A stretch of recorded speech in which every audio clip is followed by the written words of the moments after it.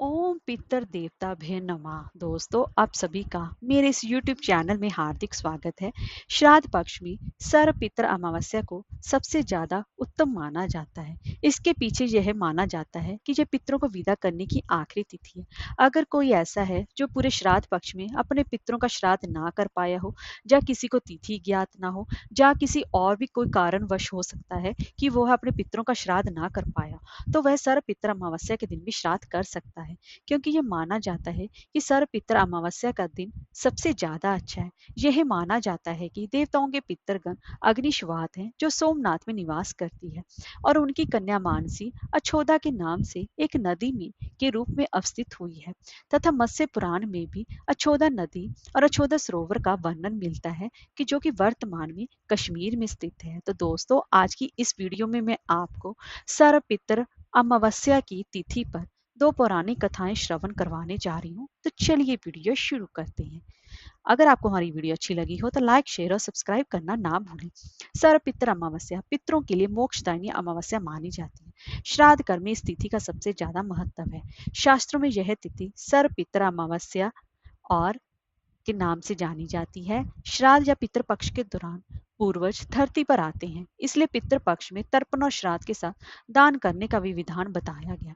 मान्यता है कि ऐसा करने से पितर प्रसन्न होते हैं और आशीर्वाद प्रदान करते हैं। इस आश्विन अमावस्या को आश्विन अमावस्या के नाम से, कृष्ण पक्ष की आश्विन अमावस्या को सर्व पितर अमावस्या, महाल्य अमावस्या और पितृ विसर्जनी अमावस्या के नामों से भी जाना जाता है।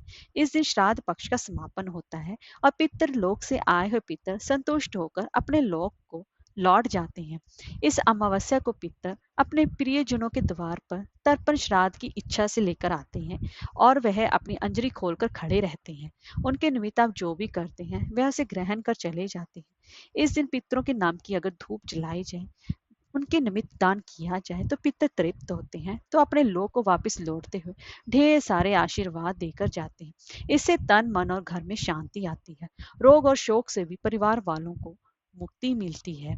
तो अब मैं आपको पौराणिक कथा प्रारंभ कर रही हूँ। मत्स्य पुराण के 14वें अध्याय की कथा के अनुसार एक पितरों की एक मानसी पुत्री थी। उसने बहुत कठिन तपस्या की थी। एक बार अक्षोदा ने 1000 वर्ष तक तपस्या की, और उसकी तपस्या से प्रभावित और प्रसन्न होकर देवताओं के पितरगण अग्निश्वात और बहिष्पद अपने अन्य पितरगण अमावसु के साथ अक्षोदा को वरदान और आशीर्वाद देने के लिए कृष्ण पक्ष की जानी की पूर्ण तिथि यानी अश्विन अमावस्या के दिन वहां पर प्रकट हुए, और उन्होंने अक्षोदा से कहा कि हे पुत्री, हम सब तुम्हारी तपस्या से अति प्रसन्न हैं, इसलिए जो चाहो वर मांग लो। लेकिन अक्षोदा ने अपने पितरों की तरफ ध्यान नहीं दिया, और वे अति तेजस्वी पितर अमावसु को अपलक निहारती रही।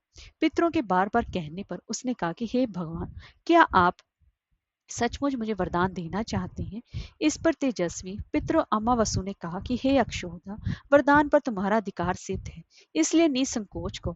अशोदा ने कहा कि भगवान, यदि आप मुझे वरदान देना ही चाहते हैं, तो मैं तत्क्षण आपके साथ रमन करके आनंद लेना चाहती हूँ। अक्षोदा के इस तरह कहे जाने पर सभी पितर बहुत ज्यादा क्रोधित हो गए। उन्होंने अक्षोदा को श्राप दिया कि वह पितर लोक से पतित होकर पृथ्वी लोक पर जाएगी। पितरों के इस तरह शाप दिए जाने पर अक्षोदा पितरों के पैरों पर गिरकर रोने लगे। इस पर पितरों को दया आ गई। उन्होंने कहा कि अक्षोदा, तुम पतित योनि में श्राप मिलने के कारण मत्स्य कन्या के रूप में जन्म लोगी। पितरों ने आगे कहा कि भगवान ब्रह्मा के वंशज महर्षि पराशर तुम्हें पति के रूप में प्राप्त होंगे।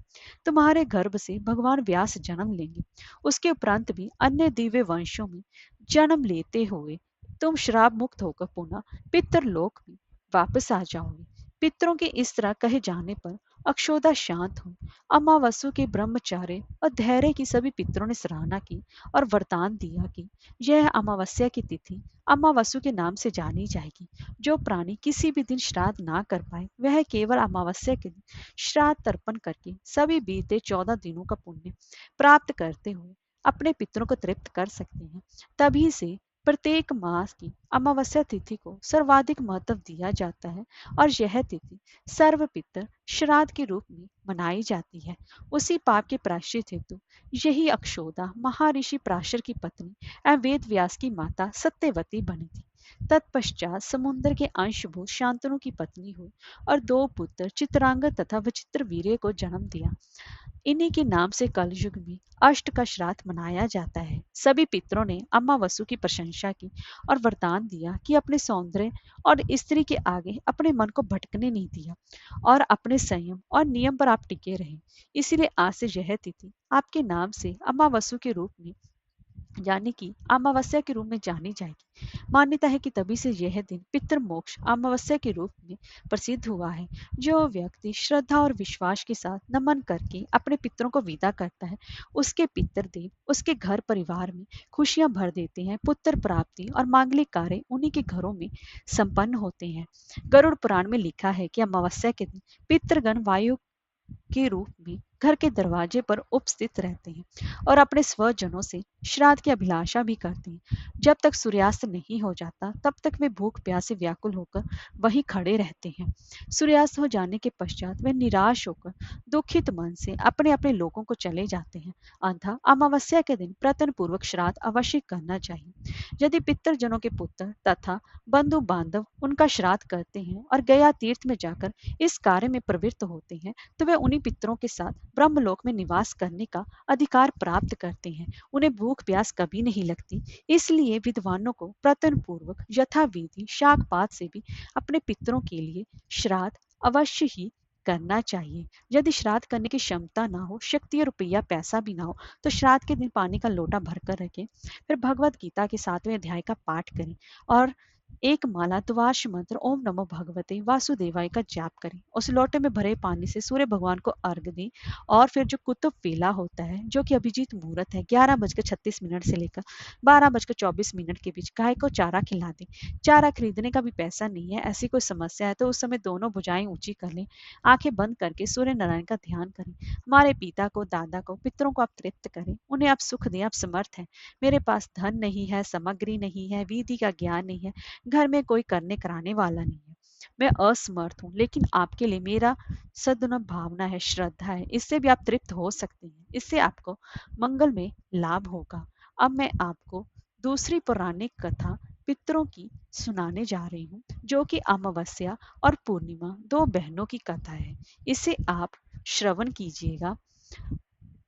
पुराणिक कथाओं के अनुसार एक राजा और एक रानी थे। उनके 2 बेटे और उनकी 2 बेटियां थीं। एक बेटी का नाम अमावस्या था और एक बेटी का नाम पूर्णिमा था। अभी किसी की भी शादी नहीं हुई थी। सभी लोग अभी कुंवारे थे।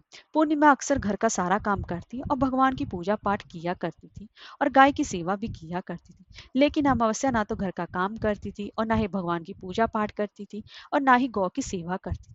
फिर भी राजा और रानी अपने दोनों बेटों और अमावस्या को भी बहुत ज्यादा प्यार करते थे, लेकिन पूर्णिमा से नफरत करते थे। राजा के दोनों लड़के और लड़कियां धीरे धीरे बड़े हो गए। राजा ने दोनों लड़कों का विवाह करा दिया। इसके बाद रानी ने कहा कि दोनों लड़कियां भी विवाह के योग्य हो गई हैं, तो इनके लिए भी कहीं पर जाकर रिश्ता तय करके विवाह करवा दो। लेकिन अमावस्या का विवाह किसी बड़े घर में करना और पूर्णिमा को किसी गरीब घर में देना, क्योंकि पूर्णिमा को घर का काम करना और भगवान की पूजा करना और गाय की सेवा करना यही पसंद है।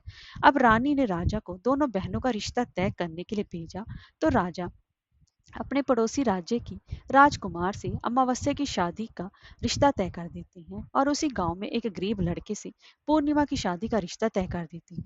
राजा अपनी रानी को दोनों बहनों की शादी के रिश्ते के बारे में बताते हैं, तो रानी अब सोचती है कि पूर्णिमा की भगवान कैसे मदद करते हैं, क्योंकि ये पूजा पाठ बहुत करती है। लेकिन पूर्णिमा के भाई और भौजाई दोनों ही अपनी बहन पूर्णिमा से बहुत प्यार करते हैं, क्योंकि पूर्णिमा उनके घर के काम में हाथ बटाती थी और अमावस्या पर अपना रोब जमाती थी। राजा इसके कुछ ही दिनों के बाद उनका विवाह करवा देते हैं और जब राजा और रानी उन दोनों लड़कियों को विदाई देते हैं, तब अमावस्या को विदाई के समय बहुत सारी धन दौलत देते हैं और पूर्णिमा को कुछ भी नहीं देती हैं। इसके बाद दोनों बहनें अपने अपने ससुराल चली जाती हैं। अब एक दिन अमावस्या ने अपने घर पर शिव चर्चा रखी, जिसमें कि उसने पूरे गांव वालों को बुलाया, लेकिन पूर्णिमा को नहीं बुलाया। जब गांव वालों की औरतें अमावस्या के यहाँ जा रही थी, तब पूर्णिमा अपने दरवाजे पर बैठी हुई थी और उन औरतों ने पूर्णिमा से कहा कि तुम्हारी बहन ने शिव चर्चा रखी है, तुम नहीं चलोगी क्या? पूर्णिमा ने कहा, मुझे तो बुलावा आया ही नहीं, मैं कैसे चल सकती हूँ? औरतों ने कहा, बुलाया नहीं तो क्या हुआ, वहां तो भगवान की शिव चर्चा है, तुम चलो हमारे साथ। पूर्णिमा उन औरतों की बात मानकर उनके साथ चली जाती है। जब अमावस्या की नजर पूर्णिमा पड़ती है तो अमावस्या ने गुस्से में आकर पूर्णिमा से कहा कि तुम यहाँ कैसे चली है, तुम्हें तो मैंने बुलाया ही नहीं। खैर कोई बात नहीं, जब आ ही गई तो चुपचाप बैठे रहना और इधर उधर मत घूमना। इस तरह से अमावस्या ने पूर्णिमा की गरीबी का मजाक उड़ाया। अमावस्या की बातें सुनकर पूर्णिमा की आंखों से आंसू की धारा बहने लगी और भगवान शिव से हाथ जोड़कर पूर्णिमा मन ही मन विनती करने लगी, हे भगवान, क्या पूजा पाठ करना, घर का काम करना और गौ सेवा करना ये गलत है? आखिर मेरा कसूर क्या है? आप कब कृपा करेंगे मुझ पर? पूर्णिमा बारंबार भगवान से यही कहती, जितने में ही शिव चर्चा पूरी होगी। अब अमावस्या भगवान का प्रसाद बांटने लगी तो उसने सबको भगवान का प्रसाद दिया, लेकिन पूर्णिमा को नहीं दिया। पूर्णिमा बिना प्रसाद के ही घर लौटने लगी तो रास्ते में उसने सोचा कि बच्चे प्रसाद मांगेंगी तो मैं उन्हें क्या कहूंगी। उसने सोचा कि मैं अपने मायके, अपने भाई और भौजाई के यहाँ जाऊंगी और वहां से बच्चों के लिए कुछ लेकर जाऊंगी, उस कुछ को लेकर आऊंगी। ऐसा सोचते हुए वह अपने घर आ गई और उसने अपने पति और बच्चों से कहा कि मैं अपने मायके जा रही हूँ। उन्होंने कहा ठीक है और पूर्णिमा मायके के लिए रवाना हो गई। चलते चलते एक चबूतरा आया जिस पर कि तुलसी का पौधा लगा हुआ था। उस चबूतरे पर एक बूढ़ी औरत बैठी हुई थी, वह कोई और नहीं, साक्षात तुलसी माँ थी। उस बूढ़ी औरत ने पूर्णिमा से कहा कि बेटी तुम कौन हो और कहाँ जा रही हो? तो पूर्णिमा ने अपना परिचय दिया तो उस बूढ़ी औरत ने पूर्णिमा से कहा कि तुलसी का पौधा सूख रहा है, इसमें थोड़ा पानी डाल दो और इस चबूतरे की साफ सफाई कर दो, जिससे कि मुझे थोड़ी ठंडक मिलेगी। पूर्णिमा ने कहा कि ठीक है माँ जी। उसने तुलसी में पानी डाला और चबूतरे की साफ सफाई की और उस बूढ़ी औरत को भी नहला दिया, उसके पैर दबाए और कहा, और क्या काम है माँ जी? उसने कहा, कुछ नहीं, अब तुम जाओ और वापस आते समय मुझसे मिलकर जाना। पूर्णिमा ने कहा ठीक है माँ जी और वहां से रवाना हुई। तो चलते चलते आगे एक शिव शिव चबूतरे पर बैठे हुए थे। वह कोई और नहीं, साक्षात भगवान महादेव थे। उन्होंने पूर्णिमा से कहा, बेटी तुम कौन हो और कहाँ जा रही हो? पूर्णिमा ने अपना परिचय दिया। फिर उस बूढ़े बाबा ने पूर्णिमा कहा पूर्णिमा से कहा कि इस चबूतरे और इस मंदिर की साफ सफाई कर दो। बेटी पू, बेटी पूर्णिमा ने कहा ठीक है बाबा और उसने चबूतरे मंदिर की साफ सफाई की और पूजा पाठ की। उस बूढ़े बाबा को भी नहला दिया और कहा, और क्या काम है बाबा? उस बूढ़े बाबा ने कहा, और कुछ नहीं बेटी, अब तुम जाओ और वापस आते समय मुझसे मिलकर जाना। पूर्णिमा ने कहा ठीक है बाबा और वे वहां से रवाना हुई और आगे चलते चलते काली माता का मंदिर मिला। वहां भी एक बूढ़ी और चबूतरे पर बैठी हुई थी। उस बूढ़ी औरत ने पूर्णिमा से कहा, तुम कौन हो बेटी और कहाँ जा रही हो? पूर्णिमा ने अपना परिचय दिया। तब उस बूढ़ी औरत ने पूर्णिमा से कहा कि बेटी, यहाँ सब पूजा पाठ करने तो आते हैं लेकिन मंदिर की साफ सफाई कोई नहीं करता, इसलिए इस चबूतरे के और मंदिर की साफ सफाई कर दो। पूर्णिमा ने कहा ठीक है माँ जी। तब पूर्णिमा ने मंदिर और चबूतरे की साफ सफाई की और पूजा पाठ किया और माता का श्रृंगार किया और उस बूढ़ी औरत को नहला दिया और बूढ़ी औरत के पैर दबाए। और पूर्णिमा ने कहा, और क्या काम है माँ जी? तब उस औरत ने कहा, कुछ नहीं, अब तुम जाओ और वापस आते समय मुझसे मिलकर जाना। तब पूर्णिमा ने कहा ठीक है माँ जी। इसके बाद वो वहां से रवाना हुई और थोड़ा आगे चलते चलते एक नदी आई। नदी के किनारे भी एक बूढ़ी औरत बैठी हुई थी। वह साक्षात गंगा मियाँ थी। उस बूढ़ी औरत ने कहा कि तुम कौन हो और कहाँ जा रही हो? पूर्णिमा ने अपना परिचय दिया। इसके बाद उस औरत ने पूर्णिमा से कहा, इस नदी पर स्नान करने तो सभी आते हैं लेकिन यहाँ साफ सफाई कोई नहीं करता, इसीलिए तुम इस किनारे पर साफ सफाई कर दो। पूर्णिमा ने कहा ठीक है माँ जी। पूर्णिमा ने वहां पर साफ सफाई की और उस बूढ़ी औरत के पैर दबाए और कहा, और क्या काम है माँ जी? उस बूढ़ी औरत ने कहा, कुछ नहीं बेटी, अब तुम जाओ और वापस आते समय मुझसे मिलकर जाना। इसके बाद पूर्णिमा नाव में बैठने लगी तो नाव फूलों से सजी हुई थी। वह नाव में बैठ नदी के दूसरे किनारे पर उतर गई। इसके बाद वह अपनी पीहर के घर पहुंच गई। वहां पर पूर्णिमा के भाई और भौजाई ने उसे देखा तो वे बहुत ही ज्यादा खुश हुए और उन्होंने पूर्णिमा की बहुत खातिरदारी की और खूब सारी बातें करते हैं और कहा कि बच्चों को भी साथ लेकर आते। इसके बाद सब खाना खाकर सो जाते हैं और सुबह जब पूर्णिमा ने अपने ससुराल जाने के लिए कहा तो भाभीियों ने उसे एक लाल साड़ी दी और एक थैले में बच्चों के लिए कपड़े और खाने पीने का कुछ सामान रख दिया और कहा कि तुम बहुत दिनों के बाद आई हो तो जल्दी जल्दी आया करो। पूर्णिमा ने कहा ठीक है। इसके बाद पूर्णिमा की भाभीियों ने पूर्णिमा को हाथ में थैला दिया और कहा कि जाओ वापस जल्दी आना। इसके बाद पूर्णिमा वहां से रवाना हुई और उसी नदी के किनारे पर पहुंच गई। नाव में बैठकर नदी के दूसरे किनारे पर उतर गई। वहां पर उतरने के बाद पूर्णिमा को वही बूढ़ी माँ मिली, जो साक्षात गंगा मैया थी। उस बूढ़ी माँ ने कहा, आ गई बेटी। पूर्णिमा ने कहा, हाँ मैं आ गई। तो उस बूढ़ी माँ ने पूर्णिमा को एक थैला दिया और कहा कि इसे तुम अपने घर ले जाकर ही खोलना। पूर्णिमा ने कहा, ठीक है माँ जी। अब पूर्णिमा के पास दो थैले हो गए थे। उन्हें लेकर वहां से रवाना हुई। पूर्णिमा वह आगे चली तो वही काली माँ का मंदिर आया। वहां भी काली माँ बूढ़ी माँ के रूम में बैठी हुई थी। उसने कहा, आ गई बेटी। पूर्णिमा ने कहा, हाँ माँ जी मैं तो आ गई। काली माँ ने भी एक थैला दिया और कहा कि इसे घर ले जाकर ही खोलना। पूर्णिमा ने कहा, ठीक है माँ जी। और अब पूर्णिमा के पास तीन थैले हो गए। पूर्णिमा ने एक थैला सर पर लिया, एक एक हाथ में लिया, और वह वहां से रवाना हुई और आगे चली तो आगे वही भगवान शिव का मंदिर आया। वहां पर भगवान शिव बूढ़े बाबा के रूप में बैठे हुए थे। तो उन्होंने कहा कि बेटी आ गई। तो हाँ, तो पूर्णिमा ने कहा, हाँ बाबा मैं आ गई। तो उस बूढ़े बाबा ने भी एक पूर्णिमा को एक थैला दिया और कहा कि इसे अपने घर ले जाकर ही खोलना। पूर्णिमा ने कहा, ठीक है बाबा। अब पूर्णिमा के पास चार थैले हो गए। अब भला वो अकेली चार थैलों को कैसे ले सकती थी, इसलिए उसने पुरानी साड़ी निकाली, उन चारों थैलों को साड़ी में इकट्ठे बांध लिया। अब पूर्णिमा वहां से रवाना हुई और थोड़ा सा आगे चली तो वही तुलसी माँ बूढ़ी औरत के रूप में बैठी हुई मिली। उसने पूर्णिमा से कहा, आ गई हो बेटी। तो पूर्णिमा ने कहा, माँ जी मैं आ गई। तो तुलसी माँ ने भी पूर्णिमा को एक थैला दिया और कहा कि इसे घर ले जाकर ही खोलना। पूर्णिमा ने कहा, हाँ ठीक है माँ जी। अब पूर्णिमा के पास पांच थैले हो गए। पूर्णिमा वहां से रवाना हुई और सीधे अपने घर आ गई। पूर्णिमा ने थैले को नीचे रखा और सबसे पहले अपने मायके का थैला खोलकर देखने लगी तो उसमें बच्चों के लिए अच्छे अच्छे कपड़े और बच्चों के खाने पीने की चीजें और कुछ गहने थे। पूर्णिमा ने अपने बच्चों को वो नए नए कपड़े दिए और खाने पीने की चीजें दी तो बच्चे बहुत ही ज्यादा खुश हुए। अब पूर्णिमा ने दूसरा थैला खोला तो उसे गंगा माँ ने दिया था। उसमें सोना और चांदी भरा हुआ था। पूर्णिमा ने तीसरा थैला खोला तो उसे काली माँ ने दिया था। उसमें 16 श्रृंगार का सामान भरा हुआ था। अब पूर्णिमा ने चौथा थैला खोला जो कि भगवान शिव ने उसे दिया था। उसमें धन संपत्ति और वह सारी खुशियां भरी हुई थी। अब पूर्णिमा ने पांचवा थैला खोला जो उसे तुलसी माँ ने दिया था। उसमें चावल दाल और 7 प्रकार का धान भरा हुआ था। अब पूर्णिमा के घर में किसी भी चीज की कमी नहीं थी और उसका धन धान्य से परिपूर्ण हो गया था। अब पूर्णिमा और उसका परिवार खुशी खुशी रहने लगा। अब पूर्णिमा के मन में विचार आया कि क्यों ना मैं भी अपने घर में शिव चर्चा कराऊं और शिव चर्चा का कार्यक्रम रखा। पूर्णिमा ने गांव से की सभी लोगों को बुलाया और अपनी बहन के घर भी गई अपनी बहन को बुलाने के लिए। अब अमावस्या अपनी बहन के घर शिव चर्चा में आई तो उसने देखा कि पूर्णिया माँ के घर में किसी भी चीज की कमी नहीं है। इतनी धन दौलत देकर अमावस्या आश्चर्यचकित रह गई और उसने पूर्णिमा से कहा कि तुम्हारे घर में इतनी धन दौलत कैसी आई।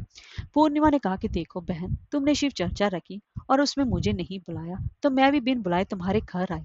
तो तुमने भगवान का प्रसाद तक मुझे नहीं दिया और तुमने मेरी गरीबी का मजाक भी उड़ाया। उसके बाद जब अपने घर आ रही थी तो रास्ते में मेरे मन में विचार आया कि घर में बच्चे प्रसाद मांगेंगे तो उन्हें क्या कहूंगी। इसलिए मैंने सोचा कि मैं अपने मायके जाऊंगी और मैं अपने मायके चली गई और जो कुछ भी घटना हुई वह सब अमावस्या को बता दी। तब अमावस्या ने पूर्णिमा से कहा, यदि तुम भी मुझे प्रसाद मत दो और मुझे डांटो। लेकिन पूर्णिमा ने कहा, ये तो भगवान का प्रसाद है, मैं तो सबको दूंगी, तुम्हें भी दूंगी।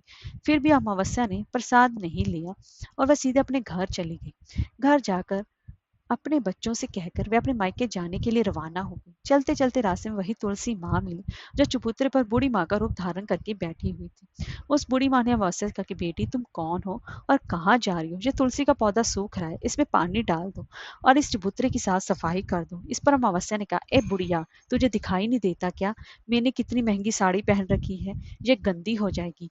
ऐसा कहकर वे आगे चली गई तो भगवान शिव मिले, उसको भी उसने ऐसे ही कह दिया। उसके बाद आगे चली तो काली माँ मिली, काली माँ को भी उसने ऐसे ही कह दिया। उसके बाद आगे चली तो गंगा मैया मिली, गंगा मैया को भी उसने ऐसा ही कह दिया।